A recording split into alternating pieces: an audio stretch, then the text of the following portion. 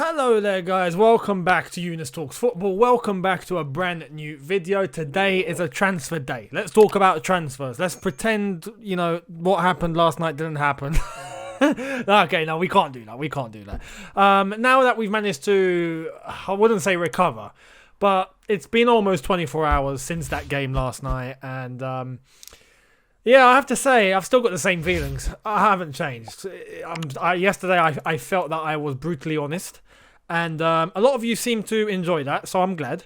One thing I do want to point out, though, because social media is social media. You can't, stir away from it. It is what it is. You take it as it is or you leave it alone. Now, you are always going to find hateful comments and you're always going to find abuse. And that sort of thing comes, part and parcel of being on social media. That's just what it is. It comes part of the deal. You got to take it. Either take it or leave it. Mason Mount has been subject to quite a bit of abuse yesterday.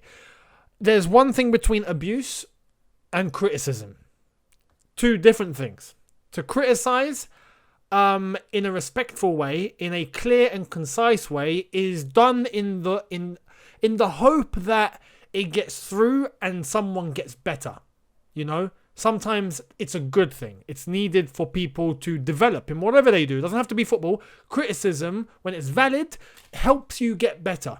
It helps you correct your wrongs. So there's absolutely nothing wrong with valid criticism, where it's logical and it makes good points. Absolutely nothing wrong.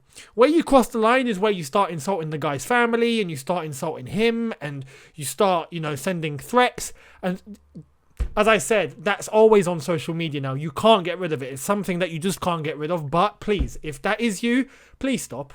Because at the end of the day, these people are human beings. They have emotions. They have feelings like we do. They're not robots, Now, some can have thicker skin than others and some can take it on the chin better than others. But it doesn't mean it gives you a right to just start throwing abuse. I feel at Chelsea, specifically with the way that we've been playing and this season, Frank Lampard seems to have some sort of favouritism towards Mason Mount. That I feel isn't good for Mason because he's playing every single game in a tough schedule and not being eased in as he should, much like we done with Tammy, much like we done with some of the others, with Reece James, with Hudson-Odoi. Hudson-Odoi got the Pulisic treatment. Look at him. He's looking better. Now, hopefully he can keep that going. Mason Mount playing every single game is not good for him physically, and it's not good for him in the sense of mindset. Being able to send an indirect message to him of, oh, you're always going to play. You don't need to worry, you're always going to play. That's not going to push him to do better because he's always in the starting lineup. Yesterday was a wake-up call. So I feel Frank Lampard deserves a lot of criticism for that. And there's things that Frank needs to get better at and needs to get better at fast. I'm not necessarily going to get into Frank Lampard today. What I am going to discuss is some of the transfers that are going about. But Frank is involved. And he's involved in one point that I'm going to talk after this, which is Ross Barkley. Ross Barkley's gone on loan. I don't know about you, but I didn't get the memo. I wasn't expecting this. I don't know. I don't know if you heard. I don't know if there was rumours that I didn't see. But hey, I've asked some others. They're in the same boat as me. I had no idea Ross Barkley would be going out on loan. But here he is, holding an Aston Villa shirt. Yes, he's gone to Aston Villa. Didn't expect that one. But I'm not surprised. He's not going to be playing as much at Chelsea. He's a replacement player. He's someone, a backup. Someone that you call upon in the 60th or 70th minute. And I feel that is it. That's as far as it's going to go for Ross Barkley at Chelsea. So a loan move for him means he's going to be playing every single week, which is good for him. So good luck to Ross. But it's put in question the loan deal for Loftus-Cheek. Is that still happening because Ross Barkley's gone on loan? And if that is happening, or even if that's not happening and Ross has gone out, are we getting a midfielder? Here's what I think, and here's what I think is going to happen. I think Ruben Loftus-Cheek is going on loan. Even if Ross Barkley's gone on loan, I still think Loftus-Cheek is going to go on loan. Even if they both go on loan, right? I don't feel that necessarily means we're getting a midfielder. Because if you think about it, look who we have. We have Jorginho, Kante, I mean, Jorginho and you could say Billy Gilmour, but Billy Gilmour can play in both. Jorginho is not someone that's going to be playing in an offensive position. So I think we can rule him out because Ross Barkley isn't a defensive midfielder. He's not a regista. He's not someone that sits behind. So Jorginho will put to the side. But if we sent Ross Barkley and Loftus-Cheek out on loan, we would have, well, Mason Mount. You could include Billy Gilmour, Kovacic, N'Golo Kante, Kai Havertz. 5 midfielders already mentioned, so there's enough. I don't feel Chelsea are in a position where they're obliged to get in a new midfielder now, because that's only just going to up the tally. That's only just going to pack the room a bit more. And I know some of you would be happy if we went on the midfielder. Now, personally, I don't think Ross Barkley or Loftus-Cheek both going out on loan is going to open up a move for us to go and pursue another midfielder. I think our business is done. I think we're going for Declan Rice and that's it. If that happens, it happens. If it doesn't, we're done. That's my personal opinion. You never know nowadays. Roman Abramovich is more than happy to play FIFA career mode. So, he might wake up one morning and go, hey, let's go and buy Aouar. Or let's go and buy, I don't know, just someone out of thin air. Who knows? But yeah, Ross Barkley's gone on loan to Aston Villa. Good luck to him for the season. I hope he does well. And we're looking forward to Loftus-Cheek going out on loan because I still think that's going to happen. Now, there's a player we got to discuss, and it got recommended by you guys for me to talk about before yesterday's game, but I left it on purpose for today, because I wanted to see if he would be involved in last night's Carabao Cup game, and he wasn't in the squad. So that gives me an indication as to where this whole thing is going.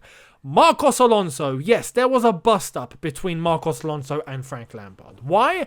Here's why. He came off against West Brom.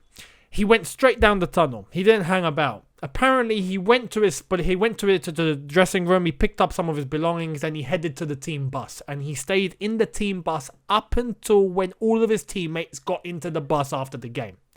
He watched the second half from the bus. He didn't watch it from the bench. Frank Lampard was fuming at this. He was livid, saying to him, "Why did you go to the team bus?" In a manner of how dare you go to the team bus, because according to some Chelsea players and some sources connected with the squad, Frank Lampard flipped out to the point where the players had never seen him hit that limit before. So that's a bit worrying as to whether the dressing room is a little bit rocky at the moment. But yeah, Marcos Alonso got absolutely destroyed. Got a dressing down by Frank Lampard because he went to the team bus. Now, what do I think of this? This is tough because as a member of the team, you should never abandon your team.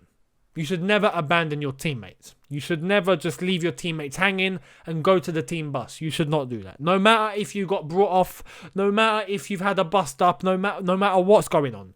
You've been taken off. That's the decision of the manager. You respect it. You go and sit down on the bench and you deal with it after the final whistle. You deal with it in the dressing room with your manager after performing your duty. You have a duty. You're paid. You're employed. You're a player. If you're not on the pitch, you're on the bench. That's it. You're a professional. You need to carry yourself as a professional. Marcos Alonso didn't do that, and hence why Frank Lampard flipped. Frank Lampard as a player was the model professional. Ask Jose Mourinho, perfect example. He would tell you the most professional player that has ever played for him is Frank Lampard, and he said that. It's on record. Marcos Alonso needs to act as a professional. Now, because he's done what he's done, it looks like he might have played his last game for Chelsea. At least for the near future, because it might be a loan move that he might be leaving the club on, not a permanent one, but it's a possibility he could be leaving on a permanent deal. Now, in terms of Marcos Alonso, there's always two sides to a story. So I don't want to just, throw everything on Marcos Alonso. I've said what I've had to say about being a professional. No matter what the circumstance, he's done wrong. But what has pushed him to do that? We've never had a problem with Marcos Alonso. He's not someone that's kicked up a fuss. He's not someone that's, for many years, since we've had Antonio Conte and Sarri and whatnot, he's not been someone to cause mayhem or, be a stirrer or be someone with a bad attitude. He's not. So, as I've said, there's always two sides to a story. I want to hear why he's done what he's done. I do. But I don't think we're ever going to hear that. So, yeah.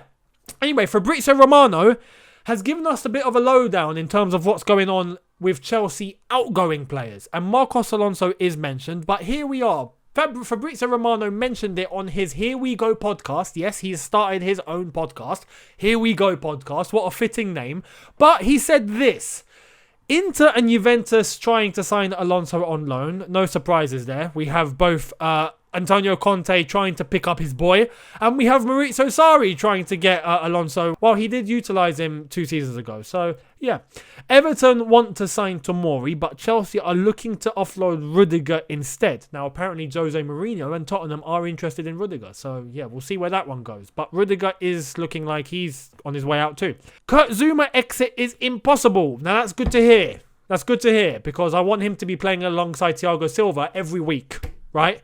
I'm going to get to Chelsea stability and Frank Lampard and team selection tomorrow. So watch out for the video that I'm going to put out tomorrow. That's going to be a good one relating to that. Lampard and Chelsea want to keep Hudson-Odoi. Won't leave this window. Good to hear. Fantastic. Good to hear. Hudson-Odoi needs to stay. It's clear why we signed him to a new deal, why he's at the club. Pulisic and Ziyech are not to be called upon. Hudson-Odoi is our winger. We call him. We use him. He's there. And he's developing. His performance yesterday was a clear indicator as to him getting better. Let's keep him on track. Let's keep him on a consistency. Let's hope he performs. Anyway, that's the latest with the outgoings. But it's looking like we're going to be getting rid of some players to make room for Declan Rice and a bid for Declan Rice. And then that will be the end. The transfer window is coming to an end next week. But it looks like that is for international transfers. Premier League clubs and Championship clubs, or at least dealings within the country, can be done for the next, I think it's 3 weeks. So there is still time for Chelsea to get Declan Rice to a deal. It doesn't have to be done by next week. So yeah, that's the latest. Let me know what you all think in the comment section below. I'd love to hear your opinions on Ross Barkley going out on loan. Is that a good thing? Is that not a good thing? Do you think Loftus-Cheek will go out on loan? Let me know. Marcos Alonso, what's your take on that and the whole saga with Frank Lampard? Do you feel that's disrupted the dressing room a little bit, or do you think it's all swept under the carpet and maybe Marcos Alonso will go out on a loan? Let me know what you think in the comment section below. I would love to hear it. Subscribe to the channel if you are new. Hit that notification bell to be notified once I've uploaded, so then you know when I've uploaded. There's about 49 or 48% of you, I think, that are currently not subscribed who are watching.